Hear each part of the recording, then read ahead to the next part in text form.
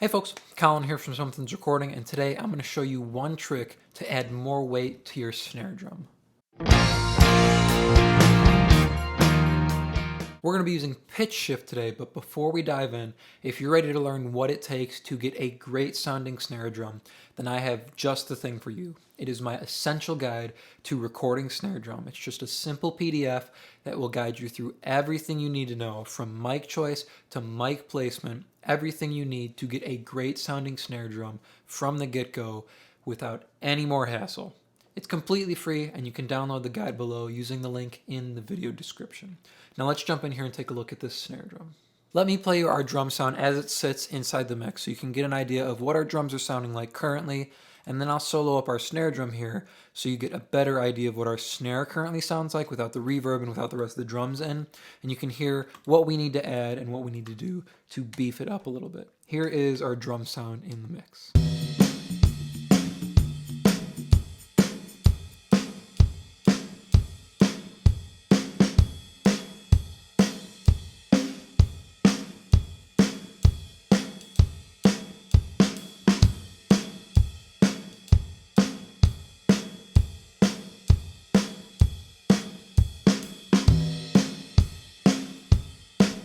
Now let me solo up just our snare drum here, and I'll take off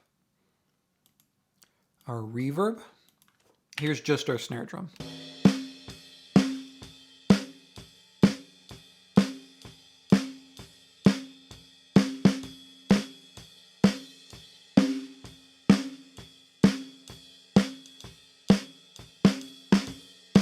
So it's not a bad sounding snare drum, and we have some beef on it, but it's usually sitting around this 200 hertz area, and I want something a little bit lower. For me, there's too big of a gap right now between the fundamental on our kick and the fundamental on our snare, and I want something on our snare a little bit lower to beef it up and fill in that gap so our drums aren't so widespread frequency-wise. What we're going to do here is we're going to duplicate our snare track. I'm going to take off all the processing for the moment. Definitely going to get rid of our reverb. And what we're going to do is we're going to take this snare drum here and we're going to pitch it down an octave. So take a listen to what our snare drum sounds like now, pitched down an octave.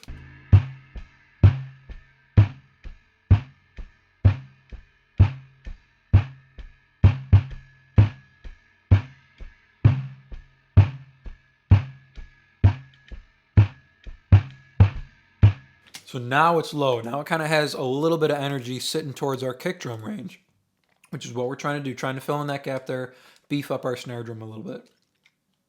Before we do anything, I'm going to throw one of these limiters back on. This snare drum's a little peaky in places, so we're just going to put a limiter in to make sure it doesn't get too out of whack here.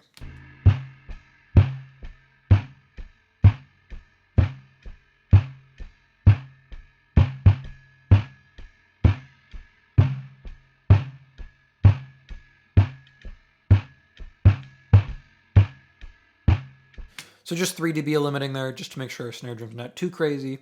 Now we're going to throw on an EQ here and just isolate the frequencies that we want to add to our snare drum. So we're going to isolate the beef before we bring it up and add it to our snare drum, because we don't want to add all the higher frequencies that are pitched down. That's going to get crazy sounding. And we don't want to add the low end from our kick that we're getting in our snare mic here.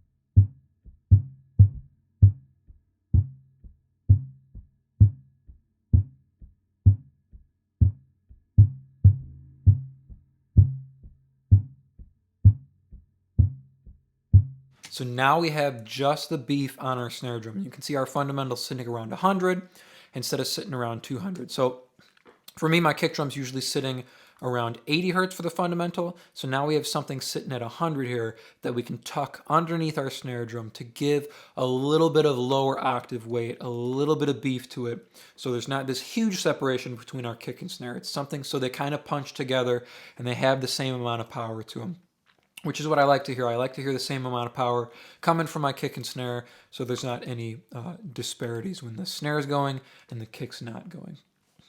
Let's make sure this is okay, see if we have to add any compression or anything before we tuck it under our snare drum here.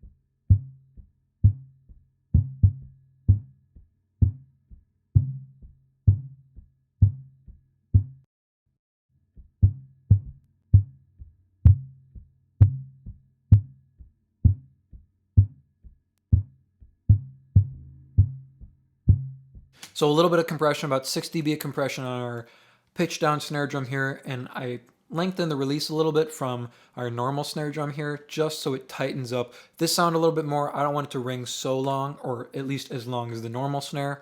And then because we're doing 6 dB compression, we lost a little bit of low end, so I just threw on another EQ and boosted about a half dB at 100 hertz, so we retain that low end that we want to add to our snare drum.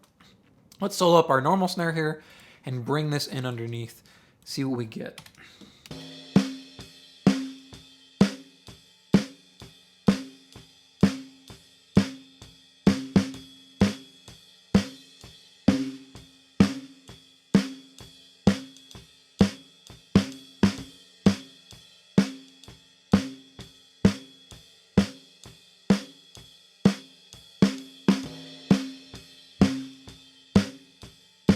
I'm starting to hear it there at -16, which is nice. It's a nice little lower octave pulse that's going along with our snare hits, which sounds really nice. Let's kick it up a little bit further.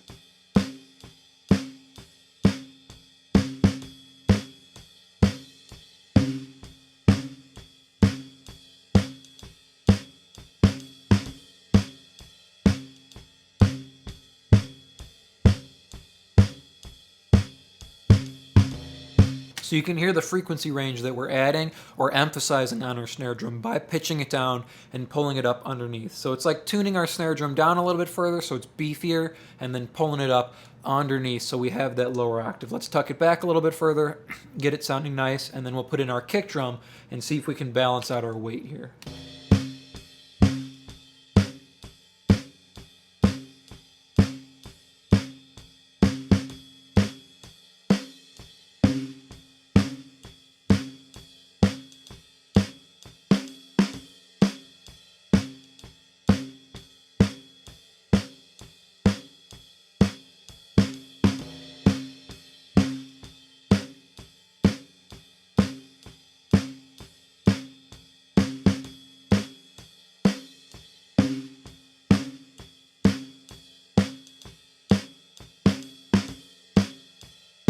I'm happy right there at about -15. So right here at -15 for me, I'm getting the weight and the beef that I want. I can hear that lower octave, but the ring's not too much and the overtones aren't too much pitched down. So I don't have too much of that problem with these overtones fighting each other. I put a high pass filter here on the pitch down one just to tighten up the low end a little bit further. Let's put our kick in and make sure our weight and beef is balanced between our kick and snare drum now.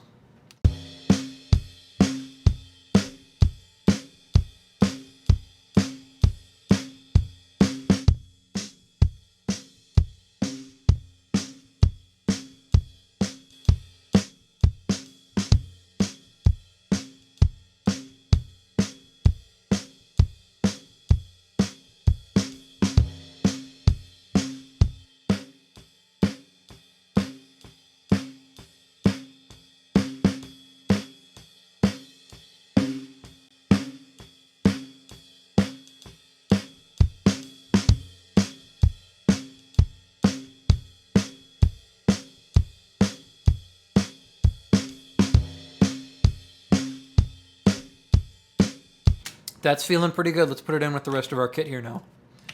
Take a listen. I'll do an A/B on just this pitch down snare here, excuse me. I'll turn it on and off on the solo button. You can hear the weight that we're getting added to our snare drum, and you can hear how it balances out with the rest of the kit a little bit better, right? We get a little bit more weight matched between our kick and snare drum. So when our kick hits and our snare hits, we're kind of sitting on equal power, right? We don't want one to be way louder than the other, and we don't want one to have more power than the other, because they're both very important parts of the drum kit.